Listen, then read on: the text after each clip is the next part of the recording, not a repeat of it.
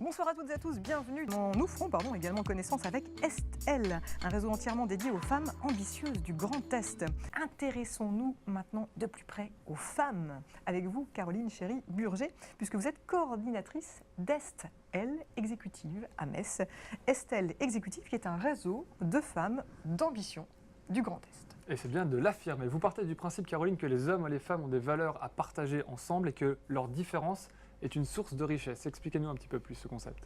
Mais écoutez, c'est vrai que dans l'entreprise, c'est la mixité finalement qui permet d'être plus créatif et de faire évoluer l'entreprise vers des résultats souvent meilleurs, dans un environnement plus agréable pour tous. Donc voilà, on essaye de porter ces valeurs de la mixité en entreprise au travers du réseau.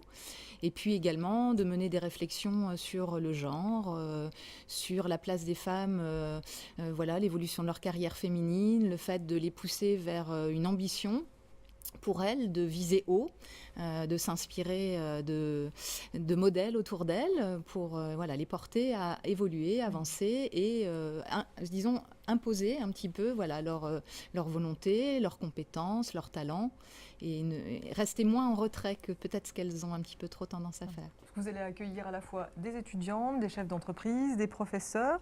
Je disais dans une interview, le profil c'est un peu des femmes qui ont les pieds sur terre, mais également la tête dans des projets personnels et également professionnels ambitieux. Des femmes finalement visionnaires. Est-ce que l'idée d'Estelle, c'est l'union fait la force et c'est qu'ensemble, toutes ces femmes, en se rencontrant, vont pouvoir développer des idées, renforcer leurs idées?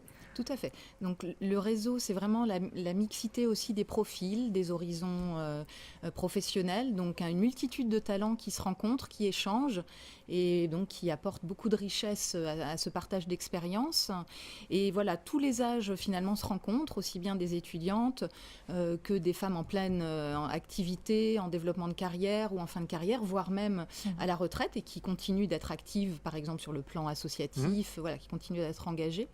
Et c'est vrai qu'à sa création en 2008, sur Nancy, historiquement, le réseau a été porté par essentiellement des professeurs, des anciennes étudiantes sortantes de MBA. Voilà, donc c'était un petit peu le cœur finalement des femmes qui a créé le réseau. Il y a parmi vos adhérentes une certaine Nelly Vallée qui est photographe et qui souligne l'intérêt de faire partie de ce réseau. Les propos sont recueillis par Gaëlle Thiss.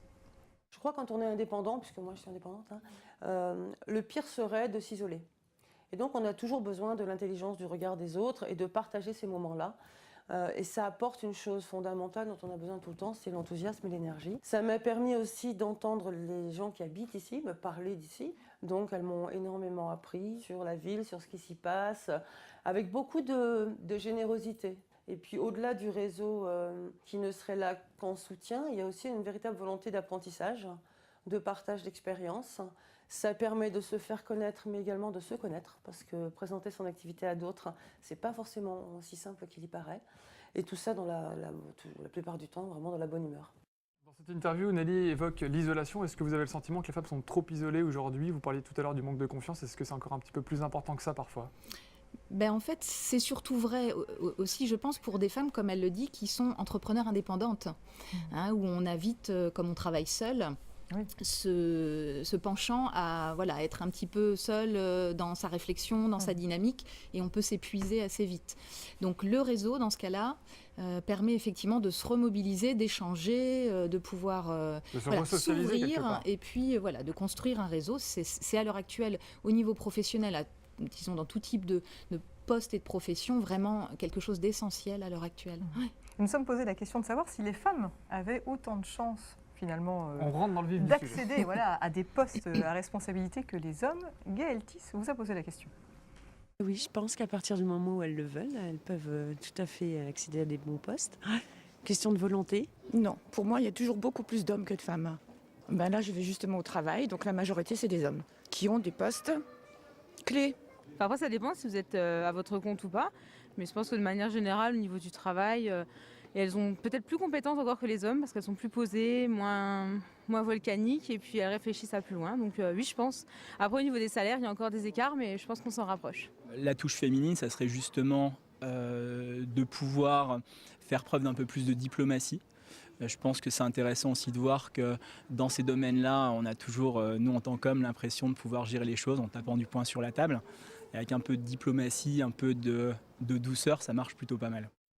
Femme de poigne. Oui, mais un petit peu de diplomatie ne fait pas de mal, effectivement. On l'aura C'est entendu. bien. Voilà, un petit peu de souplesse, de fluidité, d'apaisement, c'est bien aussi. Vous mettez en place des ateliers, tout un tas de choses en fait régulièrement. Oui. C'est-à-dire que si moi je rejoins votre réseau, concrètement, au-delà des échanges Alors, qui vont se effectivement, dérouler, qu'est-ce que vous allez proposer? on peut proposer par exemple des déjeuners débats. C'est nos rendez-vous réguliers dans les différentes villes où on est présente, à savoir à Nancy, à Metz, à Épinal, à Strasbourg et bientôt au Luxembourg. Donc voilà, des déjeuners débats mensuels sur des thématiques diverses et variées qui peuvent être très pratiques. Ça peut être par exemple comment améliorer son CV, voilà, des choses vraiment très concrètes. J'y suis déjà allé, je le précise une fois à Nancy. Je crois que c'est à l'Excelsior, c'est ça? Non, ça doit être des rendez-vous. Ah, c'est des rendez-vous. c'est ça, auxquels pareil. participent Mais c'est beaucoup féminin de- aussi. Voilà, ça reste aussi une thématique féminine. Donc voilà, des moyens de pratiquer son anglais aussi lors de déjeuners en anglais. Donc voilà, on apporte de la compétence un petit peu aussi en langue anglaise. Et puis ponctuellement, on peut avoir des propositions, c'est ce qu'on cherche d'ailleurs, des femmes qui s'engagent dans le réseau, qui viennent proposer des projets, par exemple des ateliers recherche d'emploi, des ateliers développement personnel, donc estime de soi, valorisation de soi. Bon, voilà, on essaye de mettre en place régulièrement une aide concrète pour les femmes qui nous rejoignent dans le réseau. Conquis, Rémi? Le principe, c'est quoi? C'est l'union fait la force. C'est le fait peut-être de déculpabiliser des femmes qui ne croiraient pas qu'elles peuvent arriver à quelque chose parce qu'elles sont des femmes. Ah ben parfois, clairement, c'est vraiment un manque de confiance en soi. Et le fait de se retrouver avec d'autres femmes qui, elles, ont vraiment pris en main leur carrière professionnelle, ont des ambitions, les mettre en application, ça donne un modèle, ça donne envie de se dépasser. C'est peut-être plus facile quand on se sent épaulé, dans la bienveillance. Les choses se passent comme ça pour rebooster un petit peu les énergies. Je pense que chacune dans notre carrière, on a des moments, des hauts, des bas.